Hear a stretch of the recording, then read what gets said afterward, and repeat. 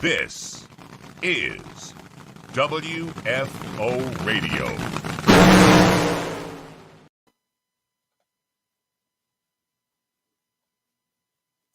What's up, everybody? Joe Castello back with you. WFO Radio, NHRA Nitro. And we have got the NHRA's Alan Reinhart going to be joining us just seconds from now. We're going to talk about that latest version of the NHRA 2020 season schedule.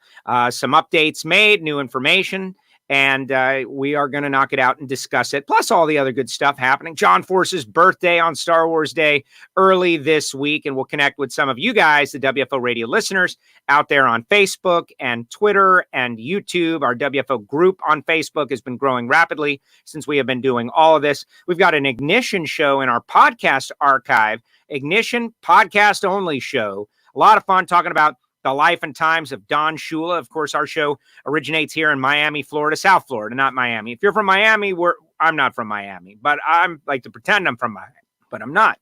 Broward County. We're nearby, as you can imagine. Bottom line, we talk the schedules. We talk the return of NHRA drag racing at some point. That's all in the Ignition show in the archive. Alan, just a couple of moments away, but right now I want to tell you about the people who have made WFO Radio possible. People like Total Seal Piston Rings. Later on this week, Terry McMillan going to be on the show. After Terry, we're going to hear from Lake Speed Jr. from Total Seal, going to kind of walk us through piston rings, their importance, what they do, why they are so vital to any high-performance racing engine. So you're going to want to see that. Total Seal Piston Rings doing 20% off for DIY racers out there. You got to hit them up. TotalSeal.com. Tell them you heard about it on WFO Radio. And they make piston rings for anything with a piston and a ring, including compressors, all kinds of old school stuff that is no longer in production. They will take on the challenge. That has been pretty cool to learn about Total Seal Piston Rings. MagicDryUS.com. The official organic absorbent of the NHRA. It's made of coconut. It's all natural. It works in the shop. If you've got a shop, get Magic Dry. If you've got a cat, get Cat Spot. That's what we always like to say. Samtech.edu, the School of Automotive Machinists and Technology. Brian Massengill and the family down there educating the next generation of engine builders and machinists.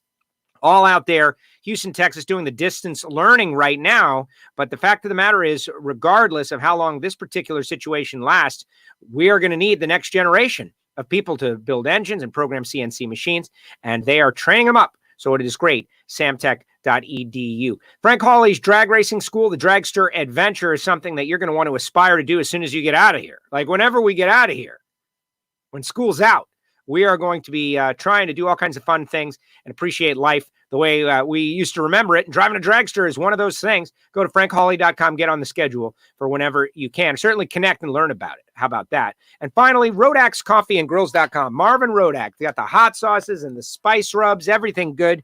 And I start every day with a little Rodax coffee.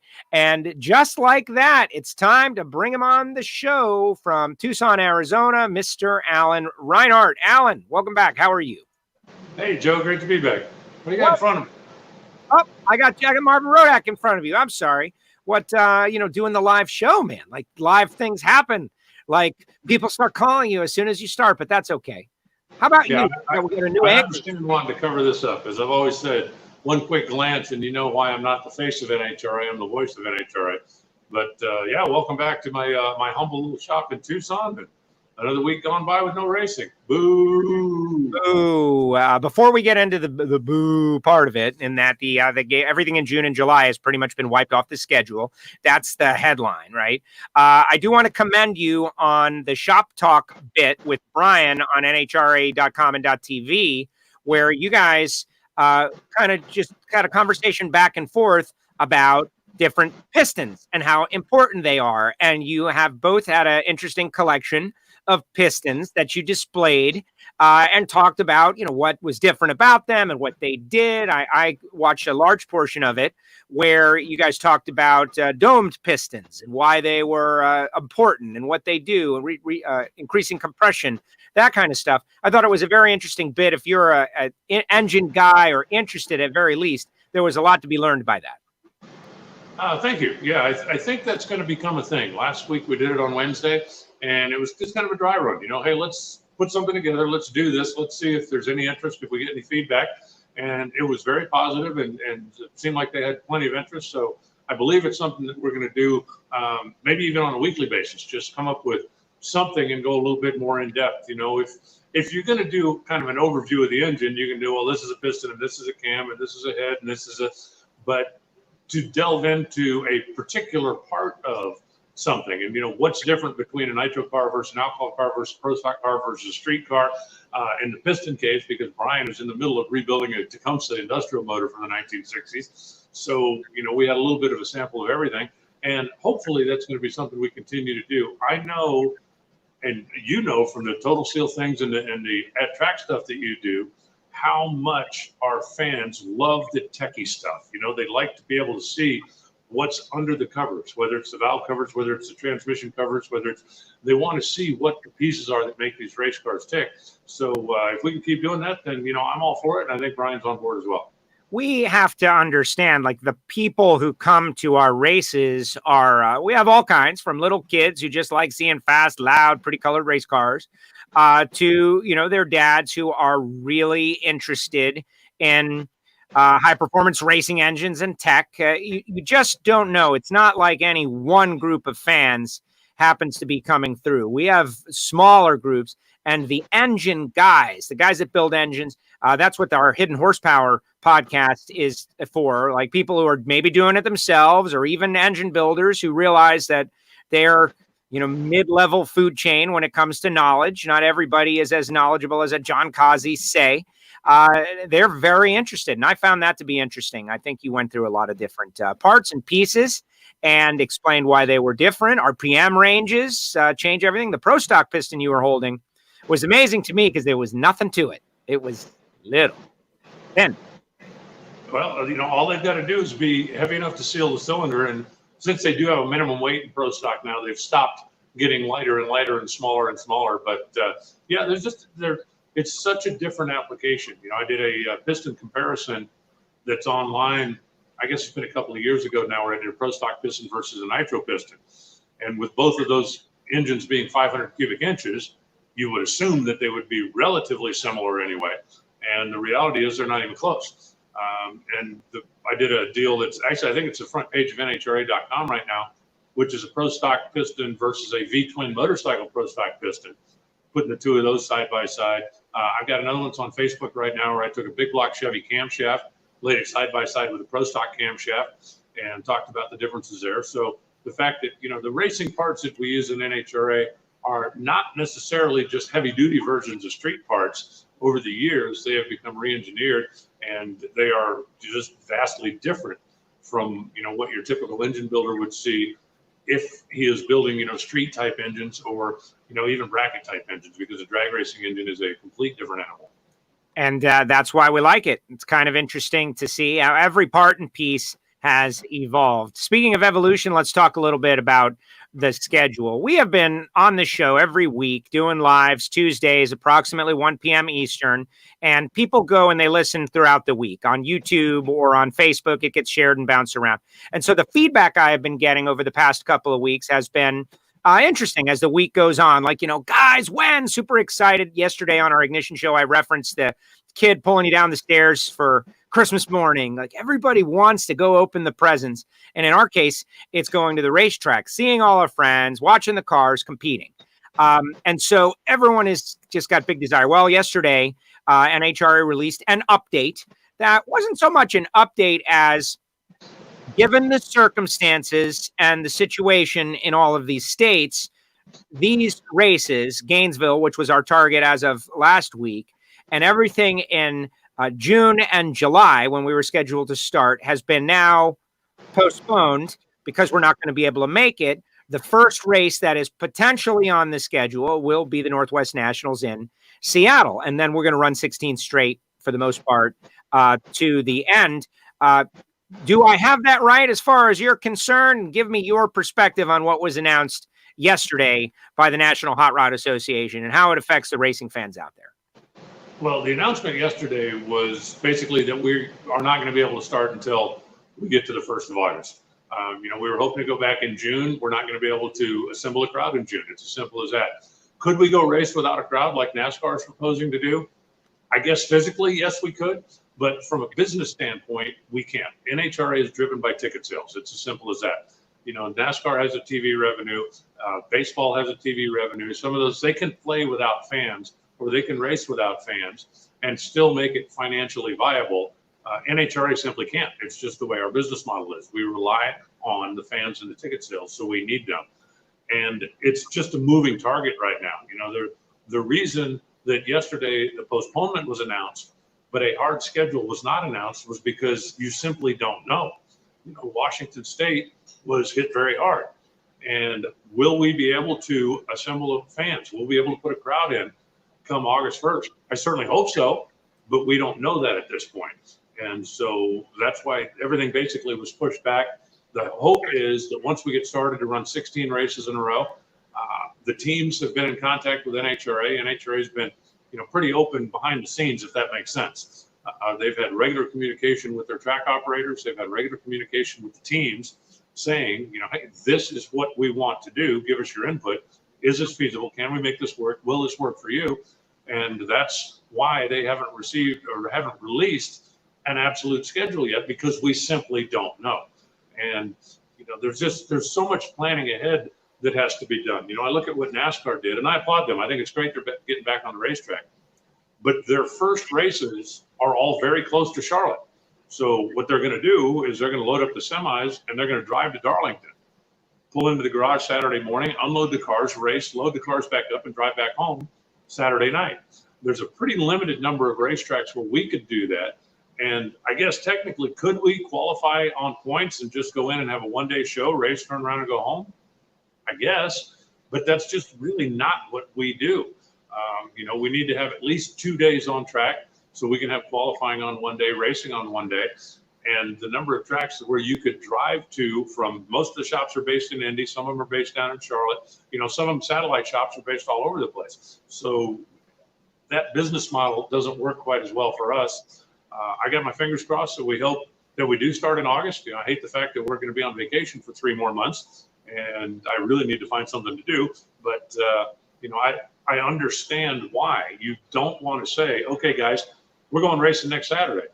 No, sorry, Saturday after that. Well, boy, we sure hope we can do it, because, again, the logistics of what we do, teams have to make travel plans. We want the fans to be able to have a little time to plan, whether they're going to be traveling to the event or whether they're just going to be taking a couple of days off to come out and see us.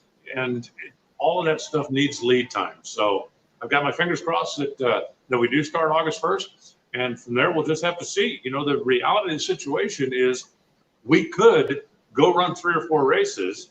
And then if the next race is scheduled to be in a state where they say, nope, sorry, we've, had a spike, we've had an out, we're just not letting crowds assemble, then we may have to make some last minute adjustments there as well. There's just so much of this that is beyond the control of the guys that would like to be in control and usually are. And that makes it difficult. And the facts are changing. And that's a big part of it. Like you said, we could start and there could be a medical flare up. We are starting to get some comments out there, people out there on Facebook and our Facebook group and out there. Like, for instance, Andrew Hines is out there just chilling out. What's up, Andrew? He's a champ. You know that, Alan? 6 times. Pretty good. Yeah, I've heard that. He's pretty good, and that's not exactly breaking news. Hey, by the way, Andrew, I haven't gotten the piston yet. I'm not complaining. I'm just saying, could you maybe put a track on it, put a trace on it, and see what happened to it? Exactly. Where's the piston, Andrew? Where's the piston, Andrew? Mike Ruth out there, of course, got that amazing Bob Glidden car. Craig Cook, he's a huge WFO Radio and NHRA supporter. You see him out there posting on everybody's pages, like all kinds of positive stuff always. He's calling me out, though, that a hard schedule was announced, according to Joe. I posted the link. I did post the link to the NHRA story yesterday, and it is a schedule. It's just these races were postponed off the thing. So he's calling me out on something, but I don't know. He says he's going to bug Eddie, Alan. He's like, I'll bug Eddie. Andrew out there. Ken Bodie's out there. A lot of people just weighing in on the deal. Walt Walker, a big sportsman racer. Jeanette Thornley, there's a racer who I bet is super bummed. And that's what I think about everybody. All these people who are getting ready to do their first ... whatever it is. She was going to ride on a Mickey Thompson Top Fuel Harley this year. And obviously that's on pause right now. And that's what makes it so tough. Yeah, it is difficult. There have been a few tracks that have opened up for testing, and they're all trying to do the best they can to practice social distancing. Most of them, to my knowledge, the track operators that I've talked to are running single lane, which also cuts down on the number of people that are on the starting line at any particular time. But it's just giving people an opportunity to get out to the track, to test whatever they may have done over the winter, to upgrade or update a license if that needs to be done, and to get some activity. And, that's been very well received just because people have been locked down for so long. They want to be able to get out. They want to be able to do something, even if it's not a full-blown race, at least being able to get out and drive your car, ride your motorcycle. That's something. And the tracks are, they're all big members of their local communities. We have a tendency to fly in for the national event, and that's kind of what we see. But you got to realize that all of these tracks, when the NHRA's big show is not in town, are still members of the local community. And because they're there, there's business in tire shops, there's business in speed shops, there's business in machine shops, and they are a vital part of that. So it's great to see that, more and more of them are being able to at least open for some on-track activity, even if it's not a full-blown event. Absolutely. And we're getting a fair amount of comments and people saying things like, well, why can't they, or what if they, and, different rationalizations about how to go back racing. Everybody wants to find the solution, but, and I don't know this for sure, but I'm going to venture my opinion anyway. I'm pretty confident that the folks at NHRA are spending all day, every day, thinking and pondering the different possibilities that they can go out and keep everybody's passion, hobby, business, sport they love going and thriving. And that somebody like me who sits around and wonders, like, would this work or would that work? Like, why not start the Lucas Oil Series racing? I really genuinely believe, I know there's a lot of distrust of everything right now. I really and genuinely believe that they are spending all of their work time thinking about this subject to come up with the best possible solution. Absolutely. And there isn't just a blanket solution. If you said, okay, guys, here's what we're going to do. We're going to just run Lucas Oil events. We're going to let our sportsman competitors, our Lucas Oil competitors, get back on track. As a general rule, those are not huge fan events, so we wouldn't have to worry about, having 15 or 20,000 people in the stands. And could we run those closed to spectators? Probably. So, okay, let's just do that. But that's it. We're not going to run Mellow Yellow Series events right now, but Lucas Oil Series, go for it. And then the state of XYZ says no, because even if you just run a competitor only event, if you've got 400 cars there and 4 people per car, that's 1,600 people that you can't do that. You can't have more than 50 people. And it's like, yeah, but, and since every state and every locality is different, NHRA can't make a blanket statement like that. You might be on the phone with New York 1 minute and Georgia the next minute and Florida after that, and then Texas, and every one of them has a different set of rules. So, for NHRA to just say, okay, this is what we're going to do, and this is going to cover everybody, it simply doesn't work that way right now, because right now, literally every state has different guidelines for what is and isn't allowed, and all of that has to be taken into consideration. What may be allowed in Arizona might not be allowed in California, or what may be allowed in Florida might not be allowed in Georgia. So, even in a small region like that, you can't just say, okay, hey, this is what we're going to do in Division 2, because different states have different rules right now, and all of that has to be part of the equation. Absolutely. And again, this is not the kind of NHRA discussion we like to have with Alan Reinhart, but on this given day, the day after a schedule update, we are forced to tackle this difficult situation. And I reference a couple conversations that I've had with some people, like, a state is opening up. Oh, they're opening up. Let's go. But that doesn't mean you can just go. It means you have to consider going. And if you are a business or a race team, then what it really means is that you're accepting liability for the people that are coming out. And even if you were involved in a potential lawsuit, you got to defend yourself. And that's something to consider. And, I know race teams that are like, yeah, I think we're going to wait a little while longer before we can get out there. If something were to happen, then they would be forced to deal with it. And in the case that we're dealing with, maybe it's better to just wait another week or 2 or 3 weeks. And again, there's just so many moving parts, and it's different from place to place. Think about this. There have been story after story about Las Vegas, right? The Las Vegas Strip is shut down. If you said, okay, we can hold a national event in Vegas, we can have a crowd in Vegas, we can do this, okay? They've decided we can do this. Where's everybody going to stay? Right. There are literally hundreds of thousands of hotel rooms that are not open right now. And I don't know for a fact, but I just don't believe that there's enough Holiday Inns, Hampton Inns, whatever, to take NHRA for a weekend.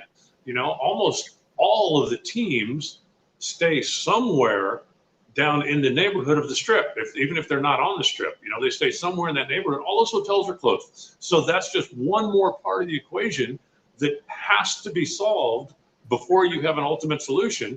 And it may be completely different in Phoenix, just to pull a name out of the sky. I don't know, but I know that that's something that has to be looked at.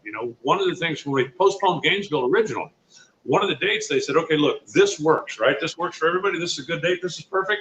Okay, let's pencil that in. And then somebody went, wait, hold it. That's graduation for the University of Florida. And at the time, nobody knew that graduation wasn't going to be allowed to happen as it normally does. So literally all the hotel rooms in the Gainesville area were taken up. That's something else that you have to consider. And for everybody that says, why don't they do this or why don't they do that? I believe they're looking literally at every option. There are just so many moving parts and everything has to align. Simple as that. Let's see. Mike Mayer, long post. If you ask tomorrow if I could get my truck from Albany to Houston, Texas, could I do it? Yes.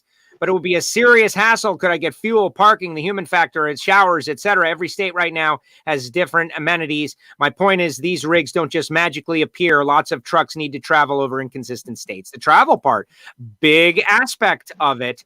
And so the fan sitting at home who like, man, I really wanted to go out there. I do. I do agree. I do understand, but there's just lots of elements to this. Yeah, and it just, everything has to come into place before we can do this. I think, I said when NHRA originally said, we're going to push back until June. Okay. We're not going to try to do this in 2 weeks. We're going to take a little time. We're going to let the situation breathe. We're going to be able to come up with a plan. And I applauded that.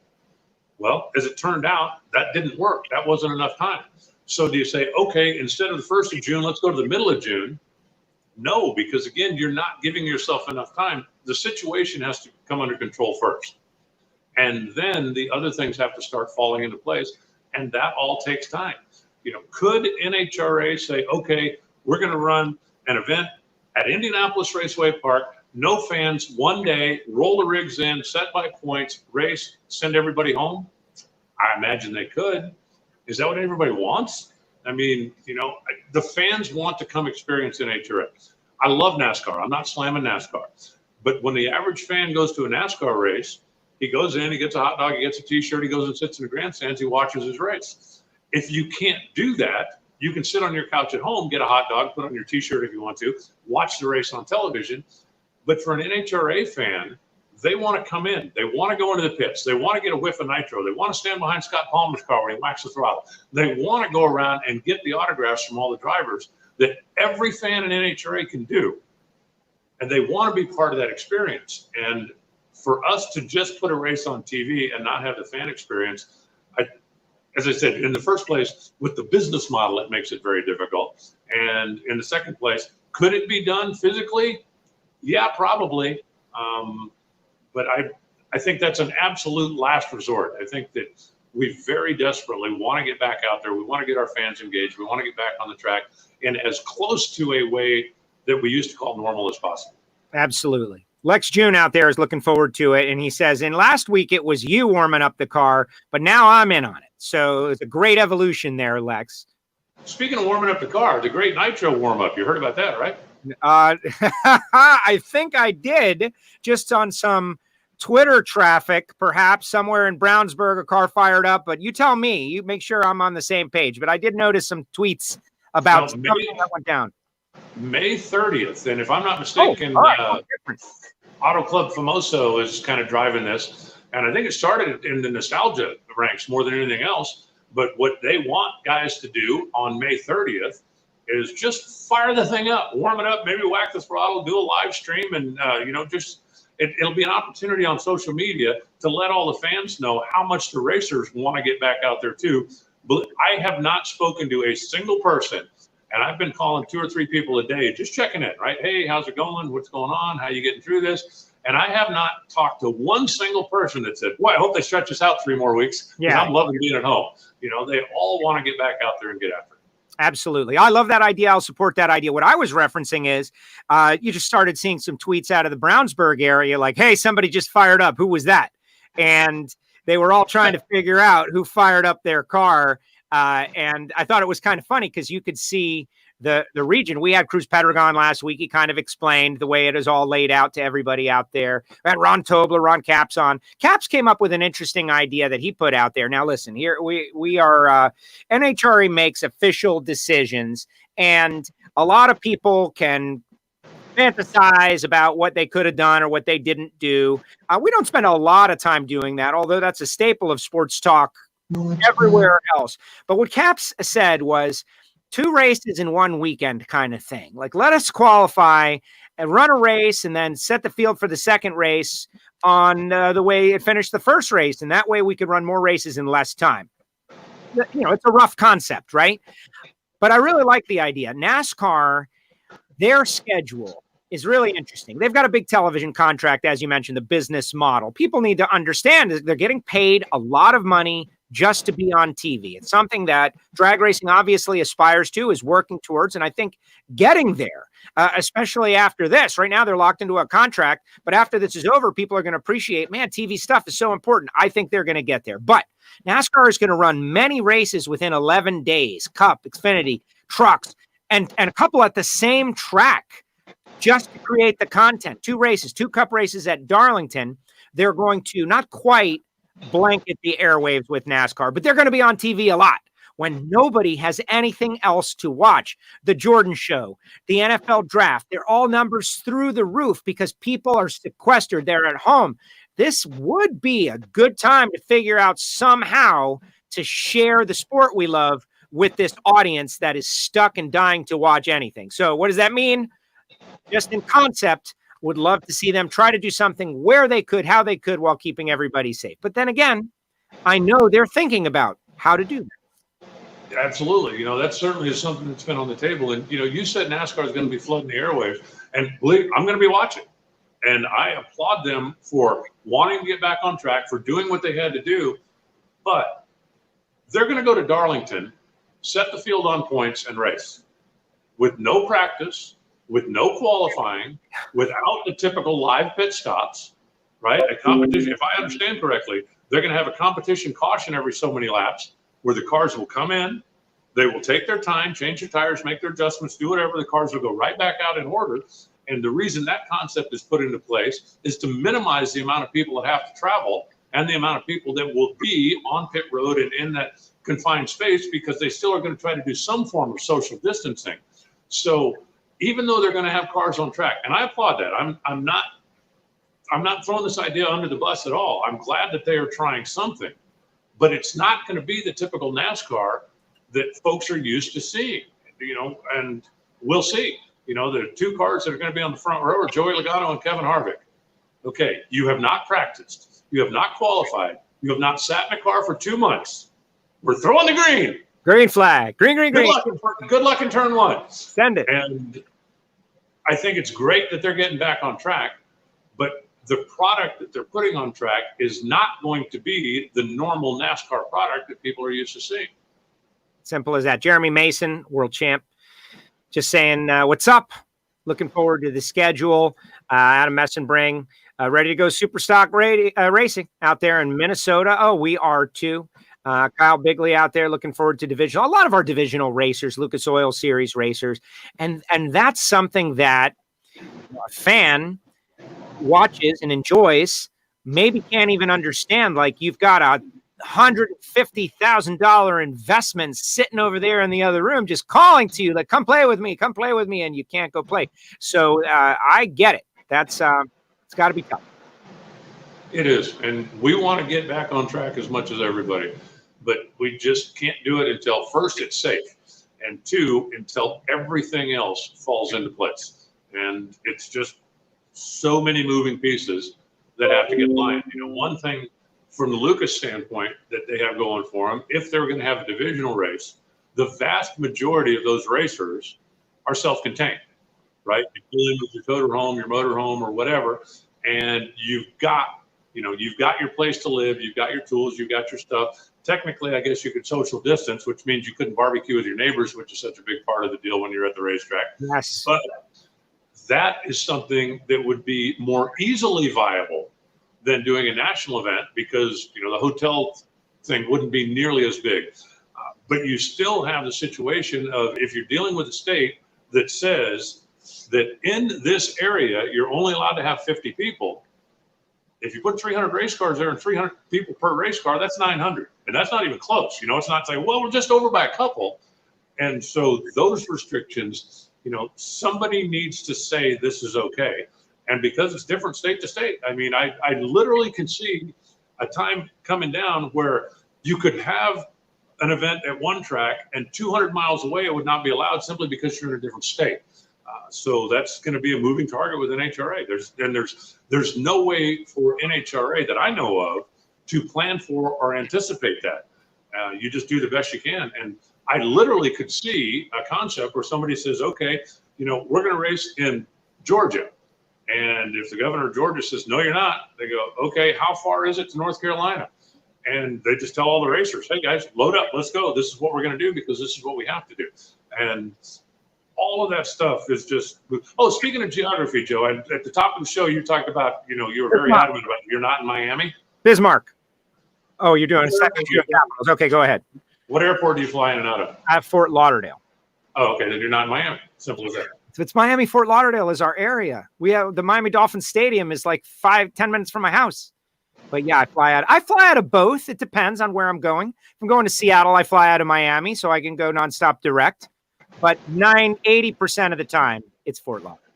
Okay, then you don't live in Miami. If Miami's your primary airport, then you live in Miami. No way around it. It all depends on who you ask. If you talk to someone who actually lives in Miami, I'm a Broward coward, just just north of the county line. But we here in Broward take pride in that. We can dip into Miami and then get out whenever we want. We don't have to deal with the nonsense. All right, we got a couple people out there on Facebook from our Facebook group. We need a Joe versus Allen, Pontiac versus Ford match race since Jason Line wimped out, is what he said. And he said that Jason Line wimped out. You can see it right there on the screen. Well, Jason did wimp out. He did or he did not? He did. He did, yeah. He sold his car. Yeah, that's it. He sold his car once. By the way, Joe. Yes. I know. It's beautiful. Ready. Ready. All I gotta do is change tires. I'm ready right now. Who's driving? Is it Evan Smith or is it you? You know what? If Evan's available, I'll put him in it. He'd go faster than I would. But and I don't want to. If it's me and you, it's me and you. I'll drive it. Yeah. The Trans Am is currently in the midst of a reconditioning project. When the project is over, I will be happy to entertain this option. How about that? We can definitely talk about it for the future as soon as the project is concluded. Okay, show of hands, everybody that's watching on Facebook. How many of you have a friend that says, yeah, well, when I get my car together, when I get it fixed, and when I get it tuned up, or whatever, then I'm going to come after you. It's wait a second. This is unfair. You know what? Look, I'm there. I just cover your face with my car there. Look, mine's here. Parked. Mine's in action. There it is. I love the idea, though. I love the idea. Well, I think it's good for credibility as an announcer. I never realized how many people cared if I raced anything at any point. And, the last year at the Citrus Nationals in Palm Beach, I went out and I did some lives and I posted some pictures and posted an ET slip just thinking, here's something to post, right? Content. Let me put it up there. I had so many people reach out to me and say, wow, that's cool. I didn't realize that you actually drove anything. And to this day, people are always asking, I don't know if it was a mistake or not, asking how's the car? Why aren't you moving along? Why aren't you doing something? Get out here and race with us. It was not only do I enjoy what they're doing, but I appreciate and understand the mistakes that are made, the heartbreak moments, the bad beats, all of those things. Well, I bracket raced on a weekly basis a number of years ago. That's how I got started in this in the first place. I was racing and somebody handed me a microphone. I haven't done it in a couple of years, but when an opportunity comes up, I've competed in Super Street. I competed in Stock Eliminator up in Vegas a couple of years back. You talk about pictures of a time slip. It was a picture of a time slip made Jason Line sell his station wagon. When this thing was out at the racetrack and it was in very test and tune mode, it was still a work in progress. And it's a really, really long story. But I took it out there, I made a hit, and I took a picture of the time slip. I sent it to Jason, and he sold his car. So it's pretty much, that's kind of the Reader's Digest version, but that's what happened. Now, because I'm not just a cold, heartless, rotten guy that everybody thinks I am, I also sent a picture of that time slip to Jason's lovely wife. Yes. So she could share. I asked her to please be especially nice to Jason because he just got some bad news today. And Cindy understood. She was able to see the numbers on the time slip, understood the meaning of that, and that Jason was going to be crushed, and he was. And he sold the car in sadness and disappointment. Makes sense. My friend Corey is out there, who's been very helpful to me I've known him longer than anybody else that I still know, put it that way. And he's the guy who's got the engine hoist. And now you've motivated him to motivate me to go get the hoist and start the project and pull out the engine, devil may care, and virtually ensure that the race is not going to happen for at least a year. So at least right now, we could do it. I would just lose. Simple as that. Billy says the Tucson Dragway Hot Wheels drag videos. Is Alan doing the racing or just being sent the video to narrate? Either way, I love it. And it makes me want to buy a drag strip and break out my Hot Wheels. Yeah, it does. Actually done a little bit of both. I go out to the track on a regular basis. As a matter of fact, I'm going out Thursday this week to do a couple more of those. And they are set up in what is known as the Nitro Lounge at Tucson Dragway. It's kind of an indoor snack bar area, if you will. And there are three of us in the room, so we do our social distancing. We're not sitting on top of each other or anything, but I actually call those live. There have been a couple of them where there was a glitch, there was a problem, there was something. They'll send me a tape, and then I just do an audio recording and send it back to them. But I try to be there and see them and call them live, call them as it's happening. And that's been a great program. Tucson, by the way, this is on their Facebook page, so it's not like I think I'm exactly spilling secrets. In an interest to just, keep reminding people that, hey, the track is here. We're not going anywhere, even though we can't race right now. And they have done a little bit of testing, but they're having a drive-in movie night this week where they're going to have an inflatable screen and they've got a limited number of people. And the whole deal is, come on out, park, stay in your car and watch cars. So, the weather's been very, very nice for a drive-in movie out here this week, and the racetrack's going to put one together and see if our racers and fans would like to at least get an evening where you're not locked in the house, drive your car out and watch the movie cars. I like it. Well, and that's the thing is you can only expect so much being in your house from people. Like you have to get out. And that's why a lot of the beaches are opening for action, just walking. You're not allowed to lay down a blanket, but keep moving, appreciate the nature, the fresh air, the salt air, that kind of stuff. Not so much down here, but Chad says that they're racing in Georgia. As we know, Georgia has been the first to open up. They ran a race this past weekend, and certain tracks, certain areas, I've seen some traffic. You have to obviously check your local listings. Stay safe. We don't want to be a story like, oh man, the racers, they all got sick. But if you can, the thing about racing, Alan, I think we as racers kind of don't want to be that close to other people anyway. That's why we're racers a little bit. It's a little bit of a solitary sport. You get in the car, I get out of here, and you go out there and you do your thing. And then you pull back in, you see people that are in your pit or near you.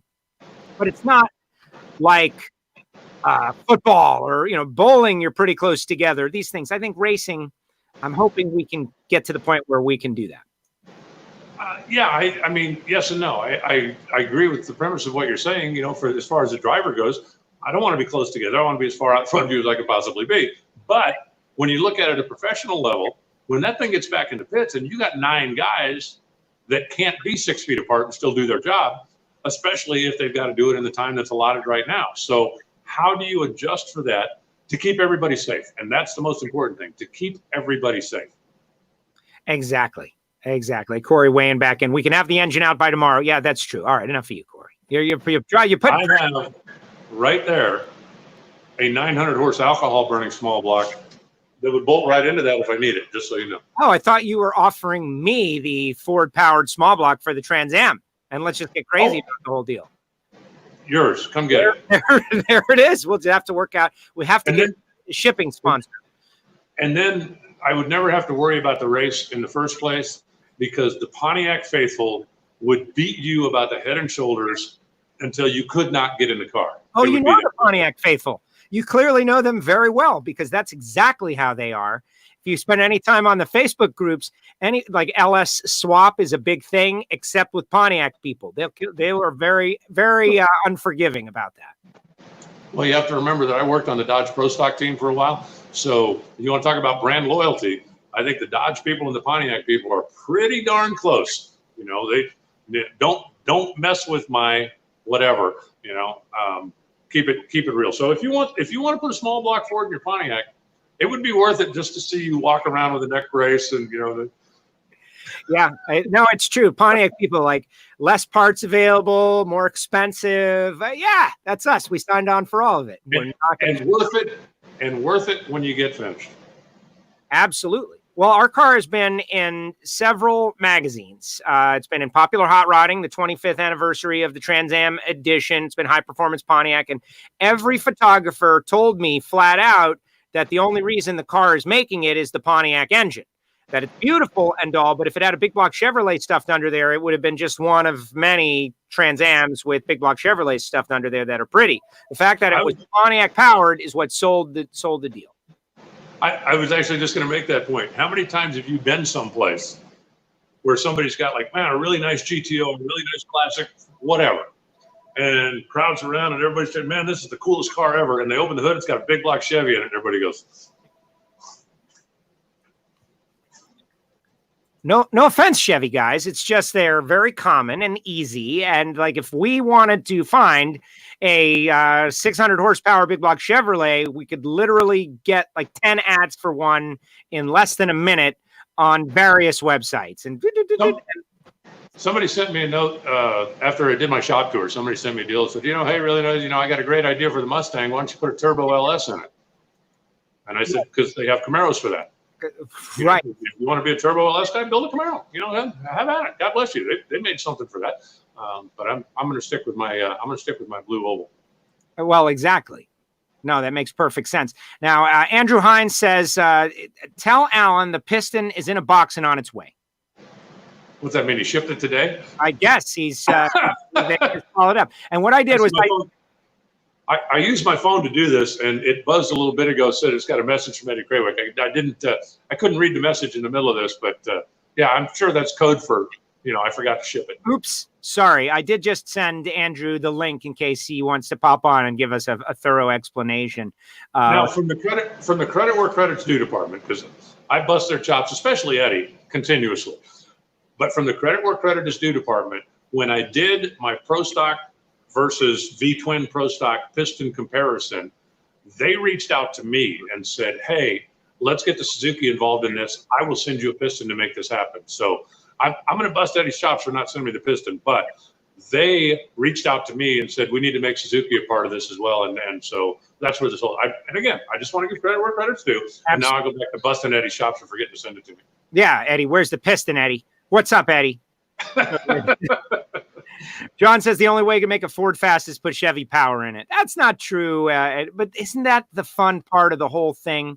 That right there, poking a little fun. The movie Dazed and Confused, great movie about like teenage life in Texas. And one of the coolest scenes, the Chevelle versus the Pontiac, like where'd you get your car in the back of a comic book, that kind of thing. And that's just drag racing, at its highest level. That's what it is. Yours versus mine. Yours is not as good as mine, that kind of thing.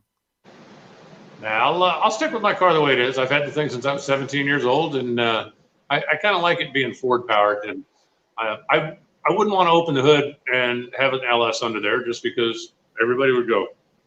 Well, you should have, if you're going to do anything, you've got to do the Coyote. Is what would make it the Ford version of modern cool. Is they get some sort of modern, 1100 horsepower Holbrook Coyote power under there and snap the thing in half. Okay, Chris, if you want to send me one, announcer at NHRA.com, and I'll send you the shipping address. And man, we'll get this thing started right away. See, and he did not balk at that one, people. He definitely liked the idea. I like the idea too. And that way you could take the one in there and just put it on the shelf and save it for next time. Final questions for Alan Reinhart. Alan, John Force's birthday. Steve Torrance had that big moment where they got the rings. But to me, Billy Torrance receiving his first ever or one of the early on welding trucks, the original truck, they found it, refurbished. Like nothing gets better than that. Like a gift from a son to a father of appreciation of the life that they built, the sacrifices made in a way like that. The video is up, but talk a little bit about that moment. That was pretty cool. No, that was really cool. And, Billy, who tremendously successful right now. I think everybody knows, that the Torrances aren't exactly scraping nickels together to buy a pizza right now, but that's not where they started. Billy started being a pipeline welder and was able to build a company from literally next to nothing. And his 62nd birthday was a couple weeks ago or last week. And Steve was able to track down what was, I believe they said it was his first welding truck. It's a 1980 Chevy, 1 ton, that had a utility bed on the back of it, had a Lincoln welder, had a torch on the back of it, all just, your typical pipeliner truck. Anybody that's ever seen a mobile welding truck, that's exactly what it was. And it belonged to Billy 50 years ago, 40 years, I guess not 50 years ago, but, 40 years ago or so. When he moved on and started the company, got the position, it kind of, went away. But Steve was able to track down the original truck, was able to buy it back, and utilizing pictures and things. And I love the picture where, Billy's on the quad and Steve's sitting on his lap. And Steve can't be, 2 years old, 3 years old, and they're sitting in front of the truck. But he was able to find some of those pictures, get the truck restored to exactly what it was back in the day, probably a little bit nicer and flashier now than it was back in the day, and then present it to him on his 62nd birthday. That's pretty cool. The thing is immaculate and perfect, and Steve saved a truck that had personal meaning to him and his family. What's better than that? Now, there are ways to do that kind of thing.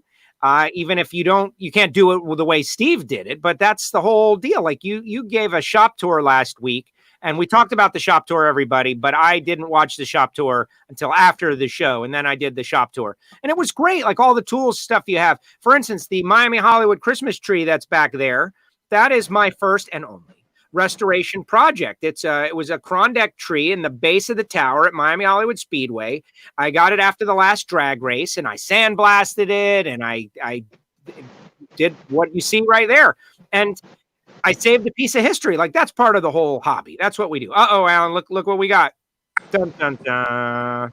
Pro Stock Motorcycle Champ, Andrew Hines. What's up, Andrew? Oh, working away. Yeah? Did you go pack up the piston, or what? How did that all go down? I told Eddie that Alan was bugging him, or I needed to bug Eddie on Alan's behalf. So he's like, yeah, that's right at the top of my list. He's got all this other stuff to do. So. But he did go get it done. It's in a box and it's on its way to Alan. So next time you do a pro stock motorcycle school or something, you can have a V-twin versus a Suzuki piston and see the large comparison difference there. I can just barely hear him, Joe. Can you turn him up, maybe? I can't turn him up. That's one thing I don't have. He's going to have to just get a little closer to the deal. Like, is that better? Can you hear me now? A little bit. I'm on my phone, so I'm sorry about that. It's just pathetic, Andrew. Big mistake. Sorry, guys. That's okay. Well, yeah, this was not pre-planned, but this is kind of the fun of it, Alan, is that someone like Andrew Hines can be commenting 1 second, and next thing you know, they're in on the show the next second. And I kind of like that. So if you got anything for Andrew, hammer it. Well, Drew, I did say a minute ago, and I don't know if you caught it or not, if you were dialing in, but when I did the Pro Stock V-Twin versus Pro Stock thing, that you guys reached out to me and said, hey, we need to get Suzuki involved in this. And so I give you credit for that. I'm still busting Eddie's chops because he forgot to send it. But I did give you guys credit for saying, hey, we need to include Suzuki in this as well. And they're going to send me a piston. And when they do, then we'll do a V-Twin versus Suzuki piston comparison. Yeah, we try to represent our customers as well as we represent ourselves. It says Vance and Hines on my hoodie there. That's what we're all about, trying to keep everybody happy in the class and keep things moving along. So I really enjoy what you guys are doing here. I'm getting a lot of information from you guys here the last couple of weeks, and it's nice to hear your voices again. We're not at the racetrack. We don't get to hear you over the PA, and it's nice to experience it this way, unfortunately. Yeah, well, it's nice to be able to talk to you face to face as well. We talked on the phone a little bit a week or so ago. Hey, as long as you forgot to send me an intake and exhaust valve too, because I've got those for the V-twin, so I can show the side by side. That'd be a pretty cool comparison as well. I guess we'll go. I want to get back to racing. I know that you want to get back to racing. What's keeping you guys busy in the shop these days? Well, we have a few projects going for Harley Davidson this year, where we actually are selling Harley Davidson production flat track V-twin engine motorcycles through our shop. So we got numerous amounts of guys in the back building those motorcycles. It's a purpose-built, race-ready motorcycle to go race at AMA American Flat Track. So we had a few guys running around on those last year. They had some pretty decent success. So a lot of people expressed interest in them, and we got a number of guys in the back putting them together. Some collectors, some that are actually going to be racing against the field out there. So pretty cool project. Do you ever think about getting on one of those? Just take a couple of time laps or a couple of practice laps for fun? Well, I have ridden it around the parking lot a few times. That thing does a pretty nasty power wheelie. It's pretty fun. But as far as sliding sideways on the dirt at 100 miles an hour or 140 miles an hour, those guys are absolutely insane. Yes. And that's what Mario Todd used to do back in like the 70s or something. Flat track motorcycle racer, JR's dad. I think about that. I see it occasionally on television. They've been replaying a lot of older shows, and if you flip around, you can find it. It's as nutty as any sport you can think of. Yeah, those guys are definitely a different breed. We've been to a few of those races over the last few years, and especially like watching them, the Daytona TT, they're up on the asphalt banking, running 110 mile an hour across the Daytona finish line there, whip it down into turn one, run around on dirt, and then hit a jump and fly about 50 feet, about 15 feet in the air. It's a wild thing to behold. And, it's definitely not something I was built for. I like running a straight quarter mile, and I proved I needed to stay off the dirt about 10 years ago when I blew out both my ankles on a dirt bike. So I'm past that point in my life. I'm trying to think if I would rank that above or below Top Fuel Harley on things that I don't want to do. Ooh. Below. I think I don't know. I'd ride a Top Fuel Harley before I got on a flat track bike and tried to turn it on dirt. Yeah, just both beyond my scope as a human, like out of my element, Donnie. Can't do it. The Harley thing is crazy though too. But you've alluded to wanting to do that, Andrew. Oh yeah, I would do it. Just got to find the right time, right place, and the right set of circumstances to make sure I don't hurt myself and jeopardize a pro stock motorcycle career. But it seems like it'd be fun. Those guys, 230 miles an hour and just over 6 seconds. That's pretty fantastic. And the big thing is watching them truck the front wheel all the way down to about 1,200 foot and smoke it like an airplane tire. So that's pretty awesome. Okay. Yeah, and I'm not being a wise guy here, but are you physically big enough? I mean, the pro stock motorcycle, weight is key because you got to be small enough to keep the thing where it's supposed to be in it, and you got to be able to tuck. And most of the guys that are successful on those other ones are big guys because you got to throw your weight around in order to steer it. I mean, are you physically big enough? Yeah, I think I would be. Like Doug Vansel, he's not exactly a large guy, and he rode for us the last couple of years. And I think the big thing that is maybe overlooked is they're wearing bulletproof vests under their leathers. So those guys look a lot bigger than maybe they actually are. Like Ricky House, he's not a big guy, so he can throw that thing around and he gets down there really quick and makes pretty consistent fast runs. So I think I could throw a leg over it, and it would take me some time to get used to it for sure. But to Alan's point, some of those dudes are huge dudes. Yeah, like if you're like a 6'5" guy and you weigh 250 pounds, you want to race a motorcycle, there's really only one thing you can pick. Yeah, absolutely. Like guys like Bo Lane, they're not small and he's built really strong. So you're not going to be successful on pro stock motorcycle, and you have to have the precision and be small and know that aspect of it. But if you got nitro in the gas tank and a big thumping V-twin, it's going to take you down the track whether you want to or not. Well, you mentioned Doug Vansel, Ricky House, and Bo Lane. Do you want me to text you their phone numbers? Because I got all three of them. I don't know if I want to set that up right now. I'm just trying to help. Trying to help. Andrew, I thank you for coming on unprompted. Appreciate you spending a few minutes. Alan is going to rest easy knowing the piston is on its way. I do want to tell you, though, that you've inspired me. I am working and training on my first 5K something when we get back to reality. That's how I'm going to celebrate being unquarantined, is go out and participate in some sort of charitable 5K walk/run. I've got my time down to 36 minutes so far, and that's because of the conversation we had last year that you ran. Did you hear about this, Alan? He ran a marathon, a half marathon, a 10K, 5K, all in 4 consecutive days. There's some real crazy stuff like that. Insanity. If Andrew Hines can do that, I can figure out how to do a 5K. So thank you for the motivation, Andrew. Yeah, no problem. Just take it easy. You don't want to hurt yourself. That was probably the biggest thing I had in my training problems was you wound up with a bum knee every now and then, and it would set you back a couple weeks. But yeah, that's 5K is like my daily deal now, Joe. Yeah, that's it. See, I do what Andrew does. That's all. Like Mike. All right, Andrew, thank you so much. Yep, take care, guys. Thanks, Drew. See you later. There he goes. Andrew Hines bouncing out. Yeah, I just want to state for the record that if I ever run 26 miles, 385 yards, it's because all my cars, my truck, and my motorcycle are broken. Yeah. If I need to go that far, I'm driving. Yes. No, it's crazy. Like when he told me that's the way they're going to celebrate the championship. They went down and did this Disney deal. And I forget the interviews in the archive. You can go to the WFO Radio archive, people, and listen to him talk about it. It's labeled as such. And each day you get up and you're at Disney and okay, today's the 5K. And then tomorrow's the 10K. And then the next day is the half marathon. And then the last day is the full marathon. And to me, that was just insanity. Because I can't, even till right now, I can't run at all. Like I can't run a mile, but walking and running, a nice little combination. I figure it might be healthy. I do my training at like midnight in the middle of the dark when there's no humans out. It's been interesting, but to run a marathon, craziness. I wish you the best of luck. Yes. I'm not going to do that. I have no desire to do that. I am trying to lose a couple of lbs though.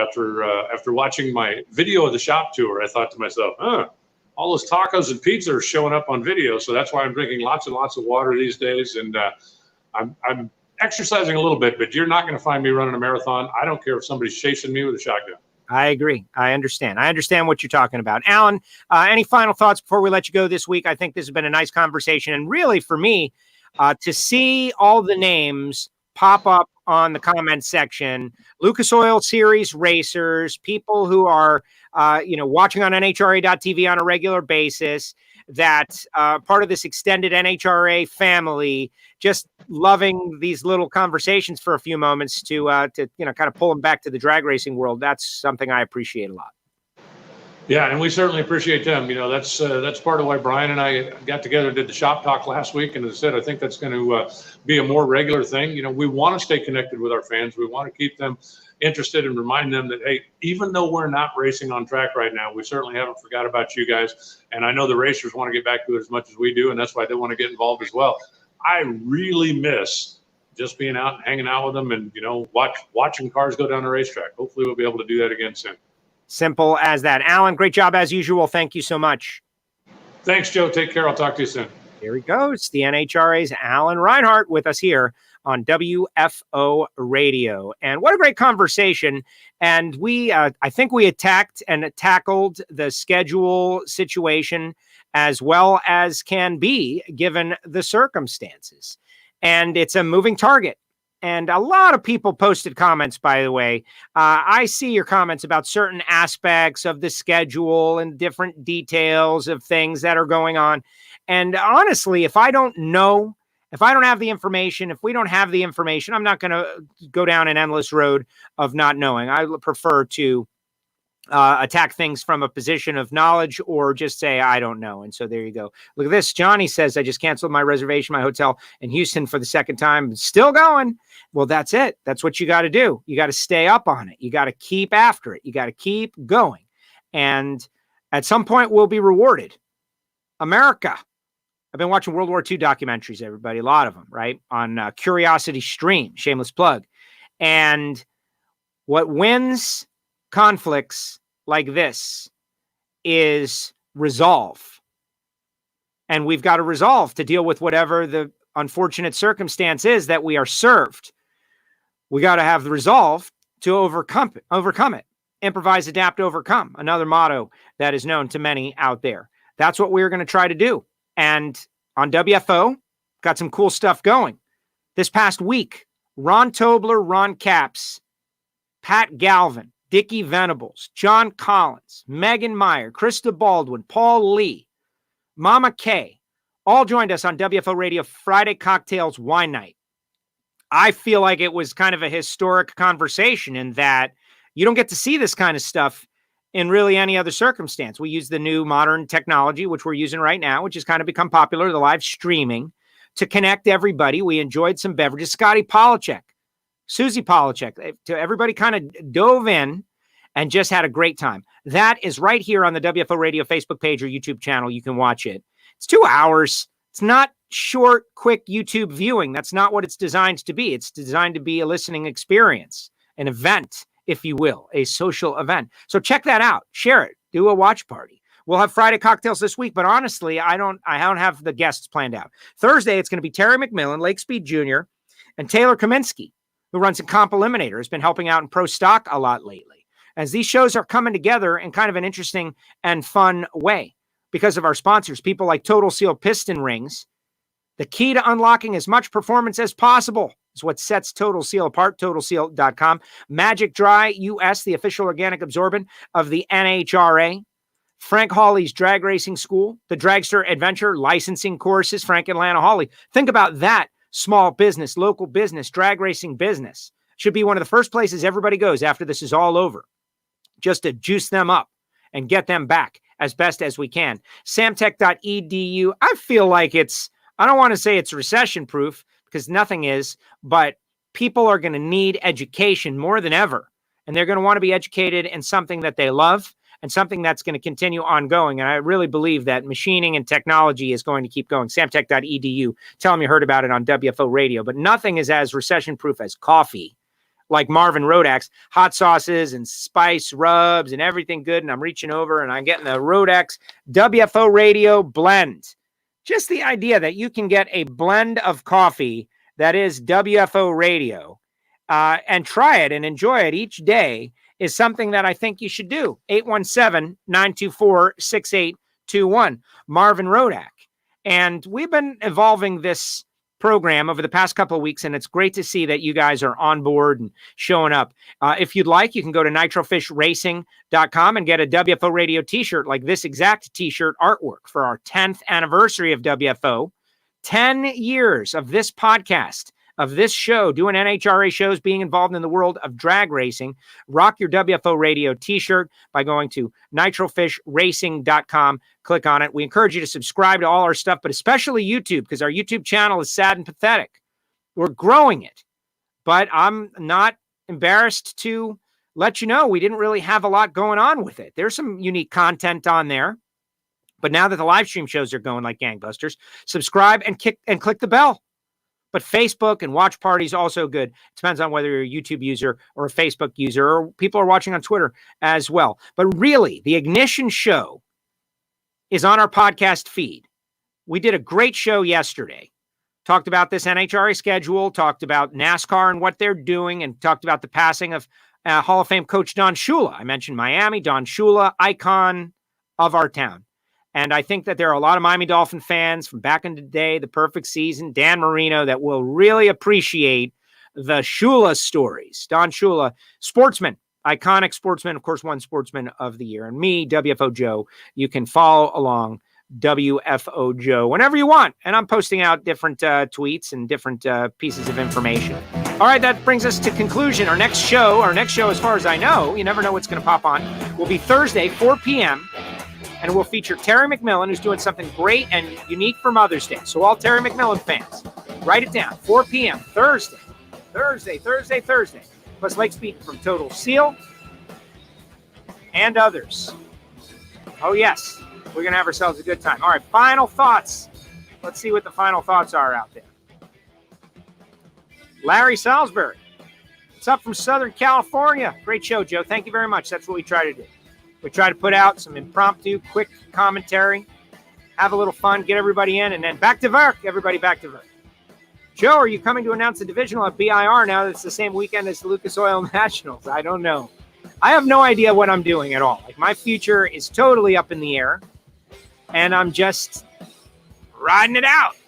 I know WFO is going to go as long as we have sponsors who want to be involved and gain access to the WFO radio audience.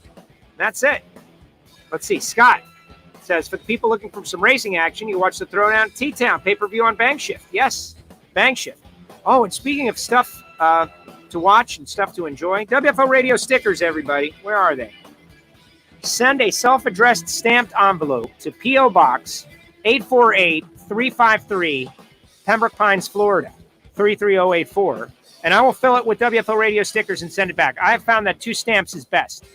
Castello Media / WFO radio stickers, P.O. Box 848-353, Pembroke Pines, Florida, 33084, and I'll load you up with some stickers and old ones and new ones, and you will enjoy it. And now it is time for you guys to hit the archive. Check out that Friday cocktail show and enjoy. Thank you so much to Alan Reinhart, Andrew Hines, and everybody who jumped on here. We really appreciate you. WFO. See you on Thursday.